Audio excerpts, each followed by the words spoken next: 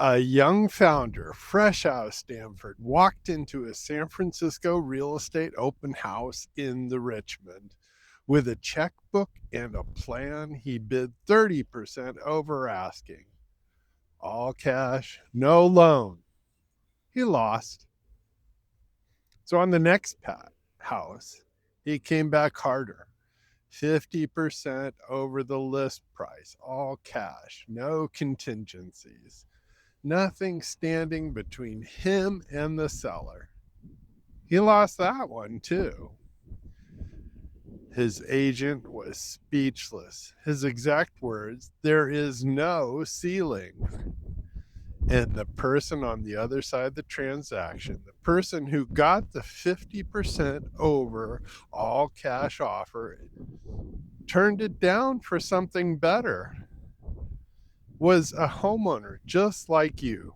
Probably somebody who bought decades ago, raised a family in that house, and had no idea what was about to land in their lap. If you've owned a home in San Francisco for 20, 30, or 40 years, this video about the offer quietly forming on the other side of your front door.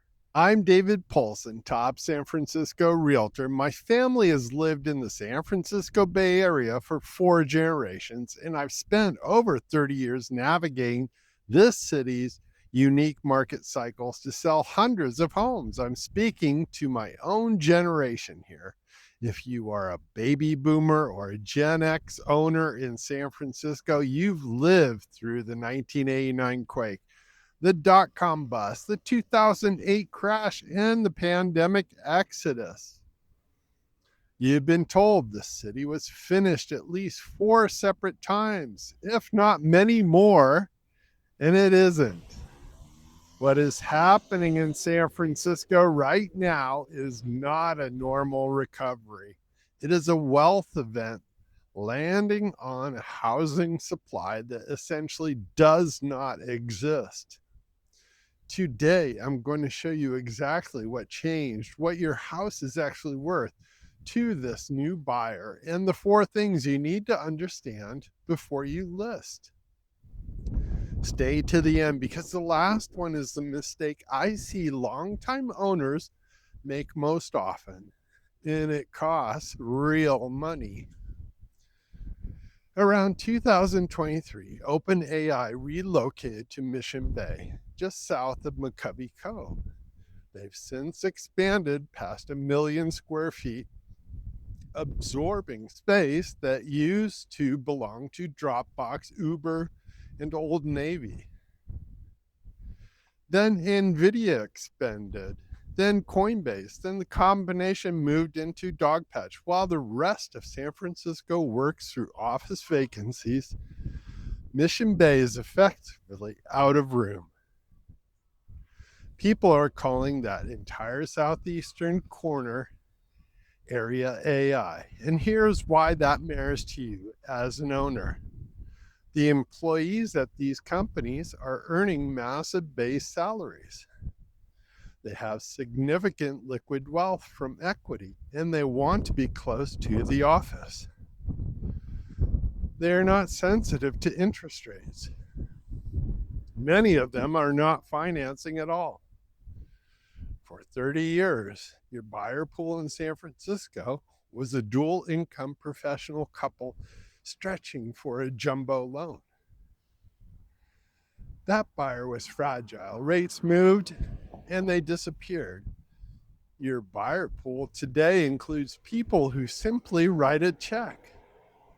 Let me give you the actual data, because you need to make decisions off numbers, not off headlines from 2021. In Potrero Hill, the median single-family home price rose 16% over the last year, pushing past $2 million. On average, homes are selling 42% above asking. But this is the number that should stop you cold. Only about 40 homes sold in Potrero Hill over the last 12 months. That is not a shortage, that is a drought. And when demand like this hits just 40 units of supply, the seller stops being a participant and starts being an auctioneer. In Mission Bay, the median condo price is up over 13%. One agent listed a 970 square foot one bedroom at 1.2 million and sold it at 150,000 over asking. Over in Dogpatch, which was warehouses just 15 years ago, condo sales are up 15%. And on the north side of the city, where I do a lot of business, the exact same pressure is building. Presidio Heights and Cow Hollow Mansions have traded at extraordinary numbers this year, including a sale at nearly double the asking price. If you own in the Marina District, Cow Hollow, Pacific Heights, Russian Hill, Inner Richmond, or Seacliff, understand what this means.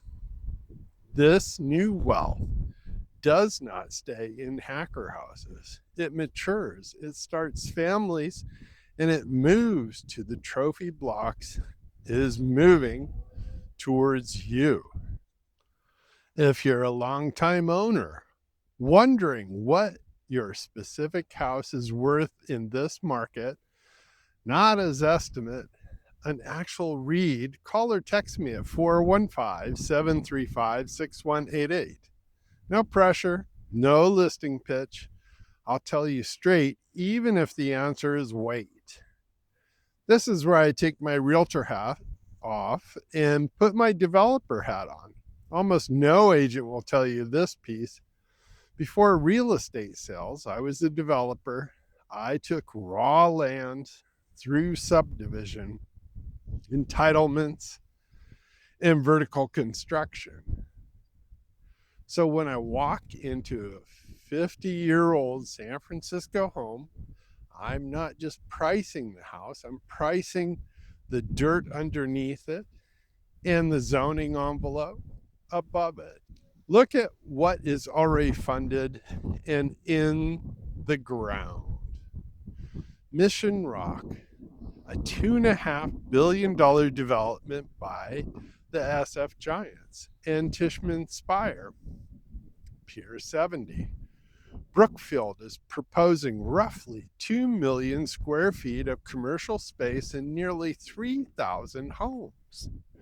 UCSF spent close to $1 billion expanding in Mission Bay. And Mission Bay Elementary, the school district's first new public school in decades, opens this August. School districts do not build elementary schools for neighborhoods they expect to shrink. That is a 30-year demographic bet written in concrete. Between that development wave and San Francisco's upzoning push, many long-held homes are worth more than the house standing on them.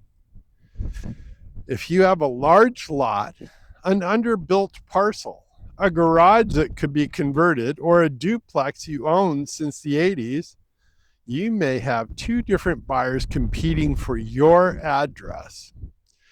A family who wants your home and a builder who wants your building envelope. Most owners never find out because they didn't have anyone in the room who could read a set of plans.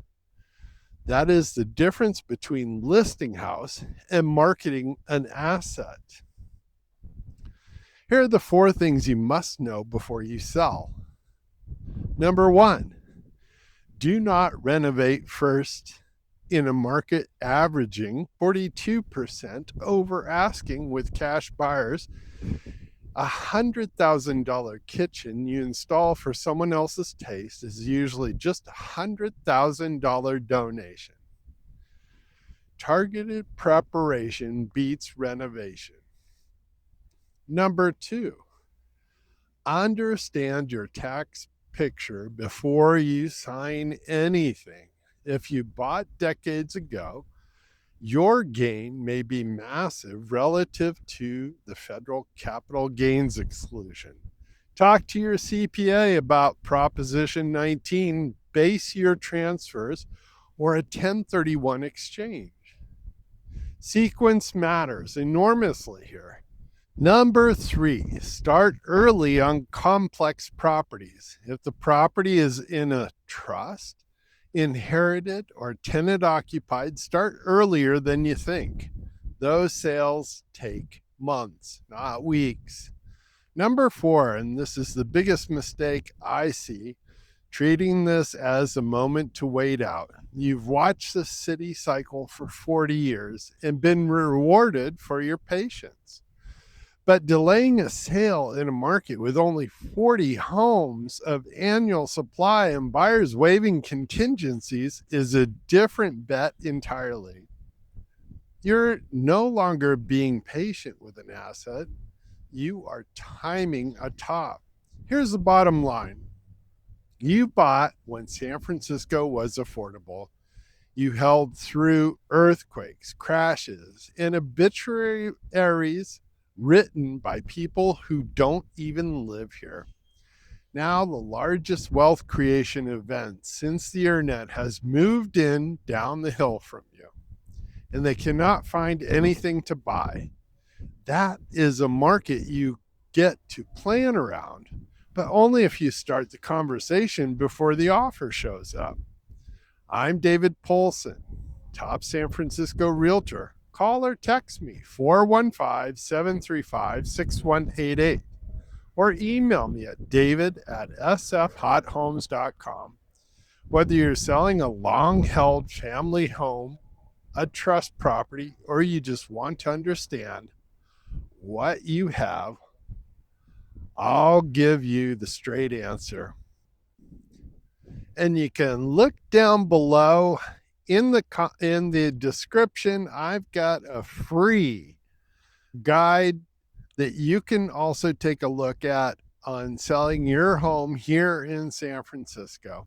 All right, this is David Poulsen coming to you live here in San Francisco. Bye-bye.